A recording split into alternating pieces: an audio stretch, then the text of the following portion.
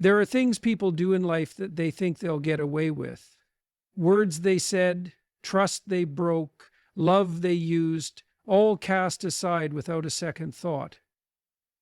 And for a while, it might look like they've moved on, like they're untouched, like they've escaped the weight of what they did. But the human soul has a strange memory. It doesn't forget what the mind tries to ignore. You can distract yourself with noise, with achievement, with laughter that feels borrowed. But conscience is patient. It waits. And when the world quiets down, when the lights go off and you're left alone with your thoughts, it begins to speak. You can't outrun the truth. You can't silence the echo of someone's pain. And for those who believed they could hurt you and walk away untouched, life has a different plan. Because what they gave you was pain. What life gives them is a mirror, and their conscience won't let them rest. The mind remembers what the soul tries to bury. People think forgetting is easy, that if they can push something far enough into the back of their mind, it no longer exists. That if they ignore what they've done, if they distract themselves with something loud or shiny enough, it won't come back. But the mind has a memory deeper than we understand, and it doesn't need your permission to hold on. You can lie to others, you can even lie to yourself, but your subconscious keeps the score. It collects every moment you acted against what was right, every time you wounded someone who trusted you, every decision you made that you knew, even as you made it, would leave someone else broken. It gets stored, and worse, it doesn't stay buried. People go through life thinking they've moved past what they did. They smile for the camera, they succeed in their careers, they post pictures pretending they've built a happy life. But underneath it all, there's a tremor, a quiet, constant noise they can't name. It shows up in their restlessness, in the way they can't sit with silence, in the way their relationships never seem to feel whole, no matter how many new people they meet. That's not coincidence. That's residue. The soul tries to bury guilt because it threatens the identity they've built, the image they want to believe about themselves. But no matter how deep they dig the hole, the truth has a way of clawing itself back to the surface. Sometimes through anxiety, sometimes through depression, sometimes through that gnawing sense that something's missing, but they can't put their finger on it. They think they're being haunted by bad luck. They think life is just hard for everyone. But what they're really facing is the unpaid debt of their own actions. The emotional check they wrote with your pain is now returning with interest, and it's being cashed in their own mind. Here's the paradox. The ones who did the hurting may appear stronger in the beginning. You, the one who was betrayed, left, used, dismissed, you went through the rawness of it. You cried, you processed, you faced it, but they didn't.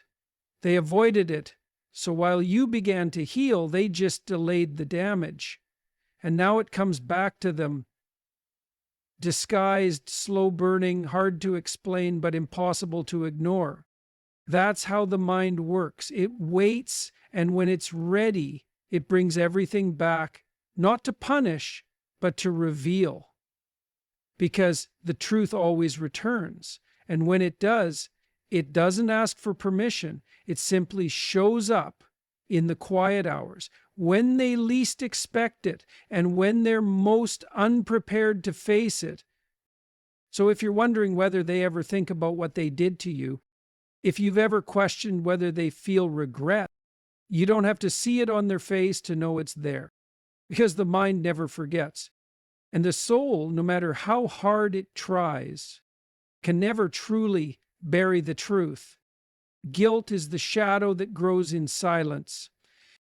It's easy to pretend nothing's wrong when the world is loud, when there's music playing, when people are watching, when work piles up and busyness becomes the perfect excuse to keep moving. But guilt doesn't thrive in noise. It waits for the silence. That's when it grows.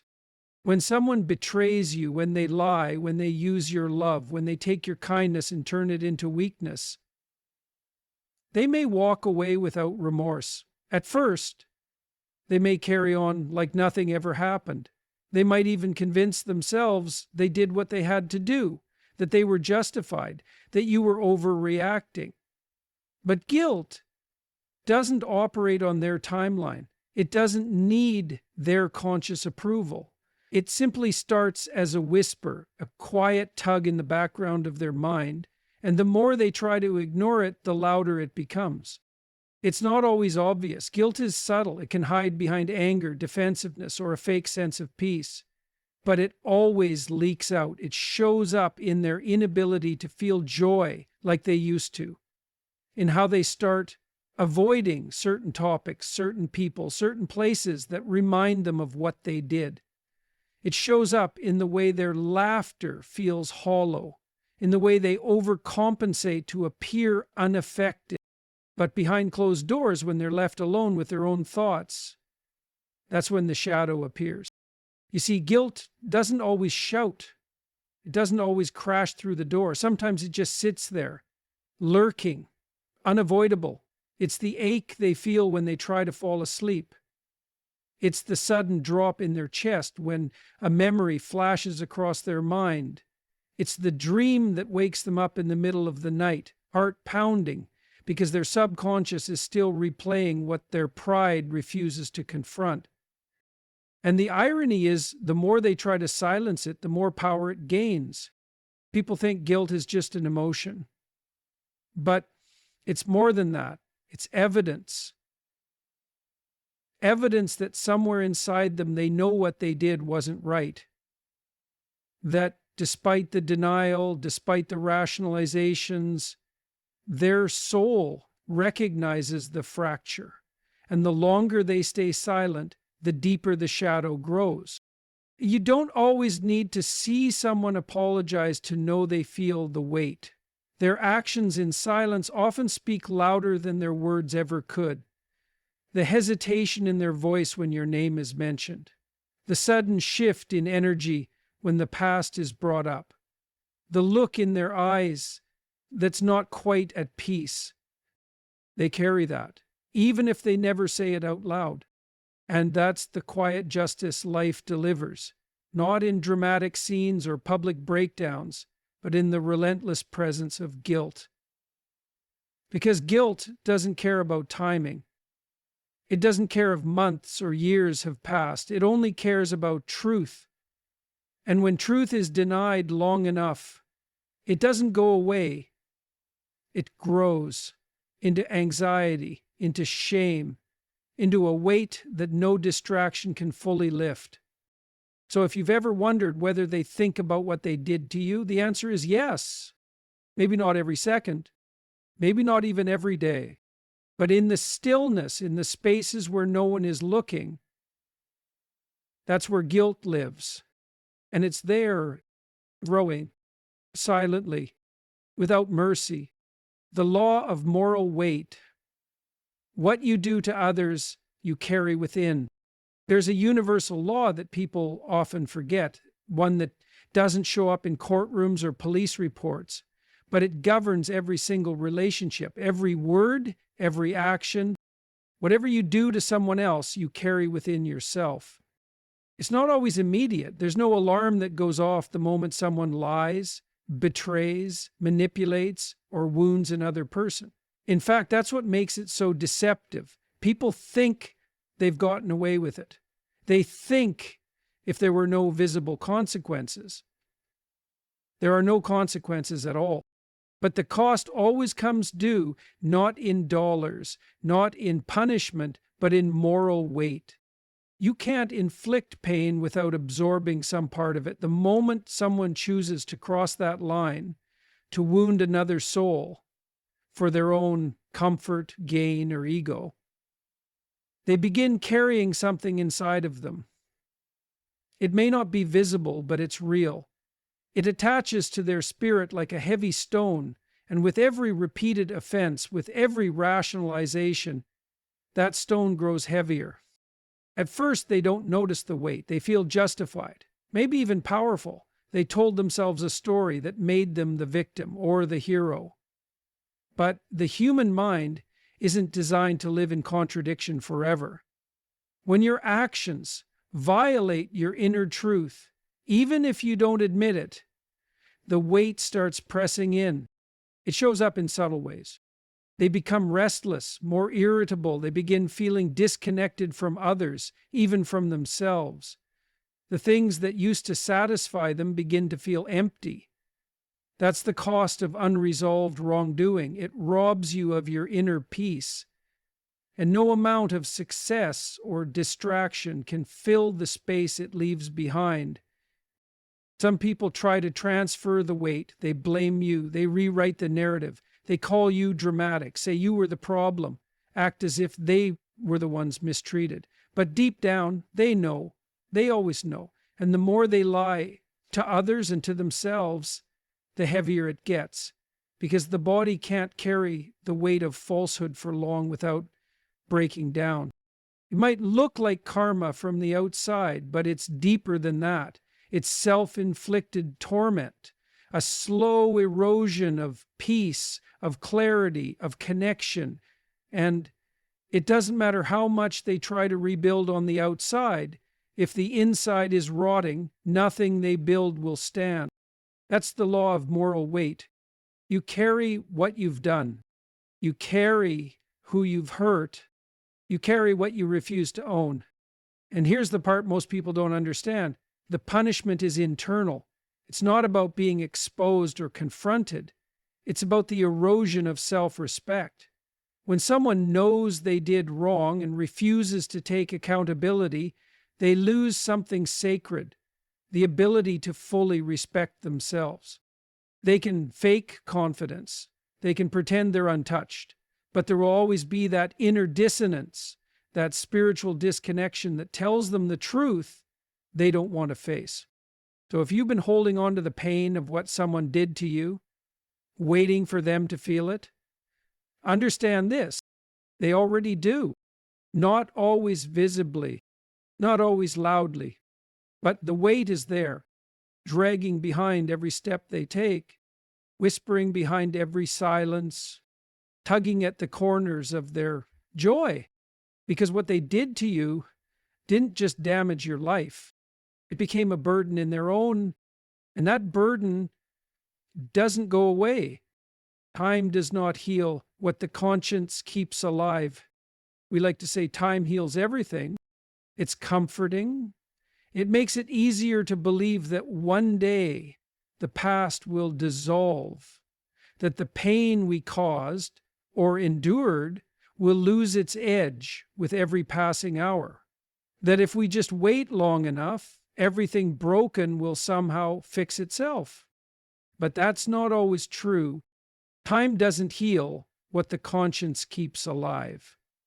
And for those who inflicted harm and walked away, time isn't a balm, it's a mirror. It reflects, not erases. It replays, not forgets. And the longer someone avoids the truth of what they've done, the more time turns against them, because the conscience has no clock. It doesn't run on the same schedule as the rest of life. It doesn't expire. It doesn't age out.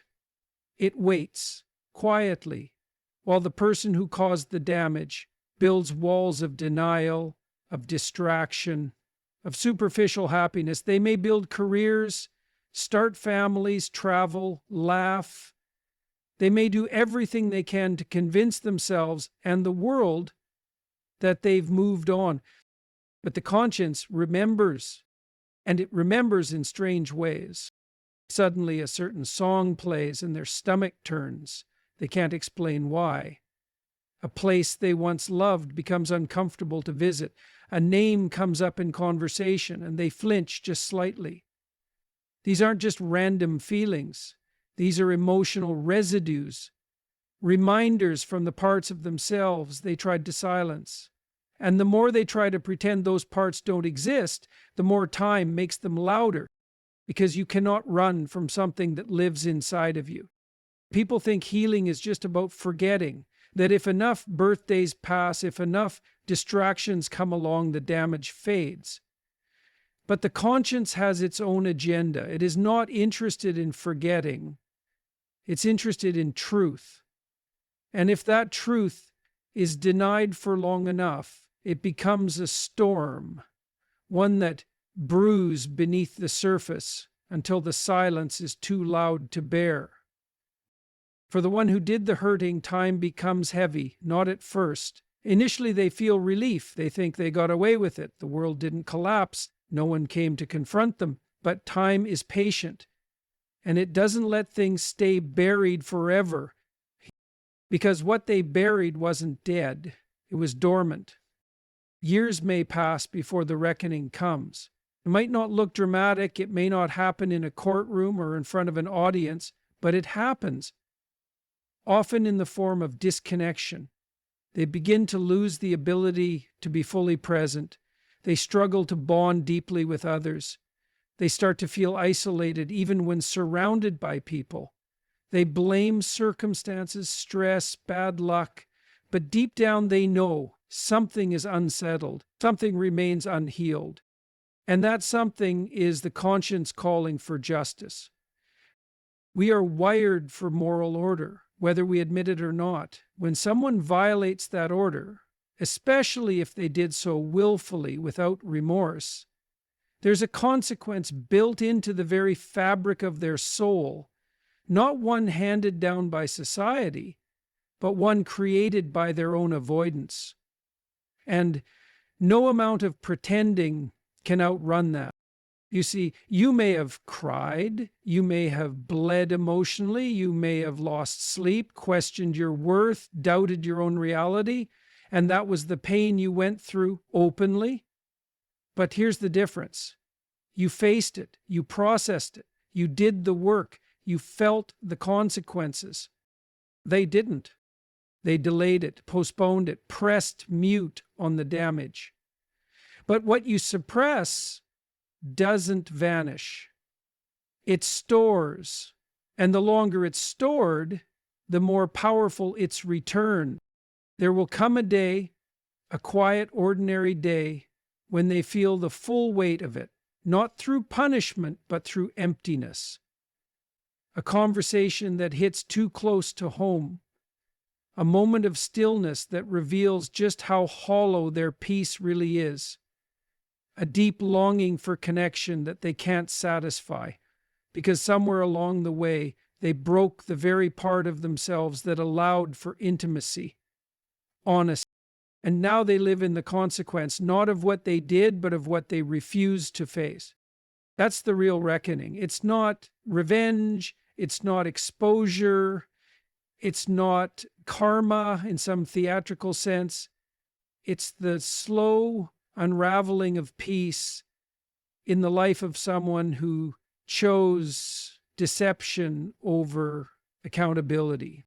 So if you're still carrying the wound, still wondering if they feel anything, know this: time has not healed them.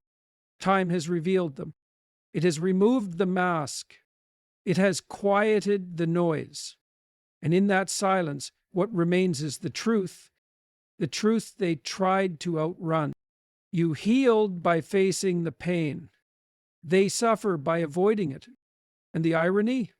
You found peace through the very storm they caused, while they now live in the quiet torment they created for themselves.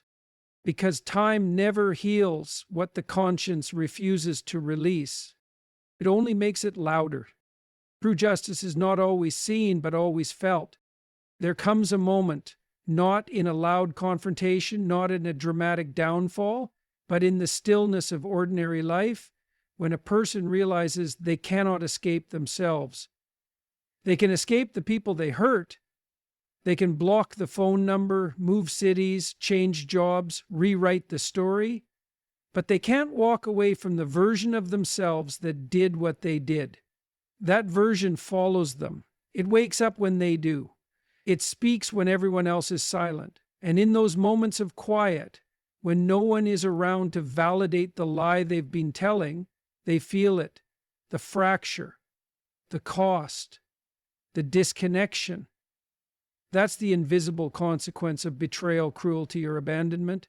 It's not just what they did to someone else, it's what they damaged inside themselves to be able to do it. You see, to mistreat someone who loved you, who trusted you, who showed up for you, you have to suppress a part of yourself that knows better. That part doesn't disappear, it just goes underground.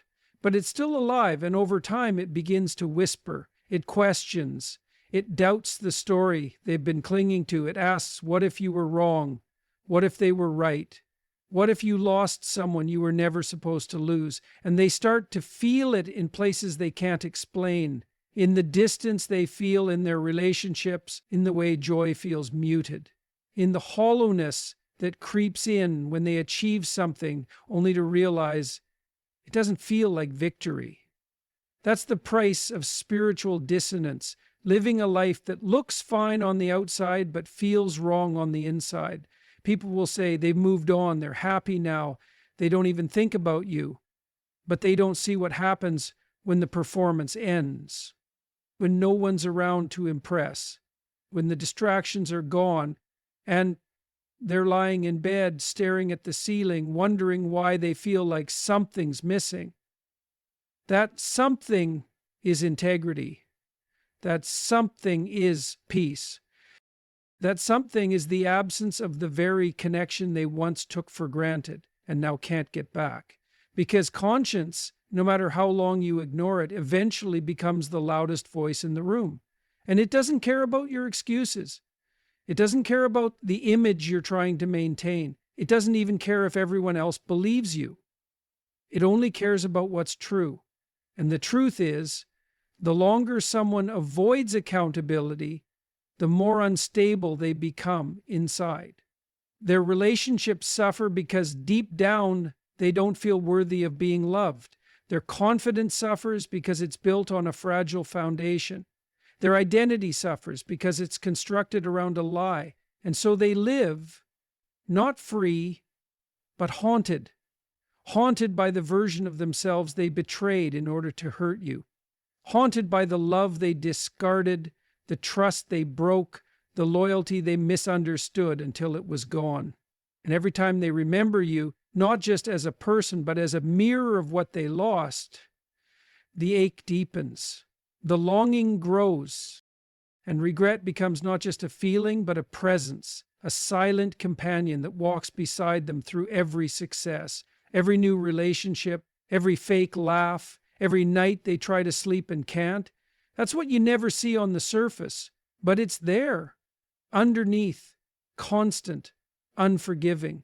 So no, their conscience won't let them rest, not because you wish them harm, but because truth always comes back for the ones who refuse to face it. And in the end, it's not revenge that finds them, it's reality, a quiet, inescapable truth that grows louder the longer it's ignored. You healed. You transformed. You rose from the pain, but they are now left with the echo of everything they threw away. And that echo will never be silent.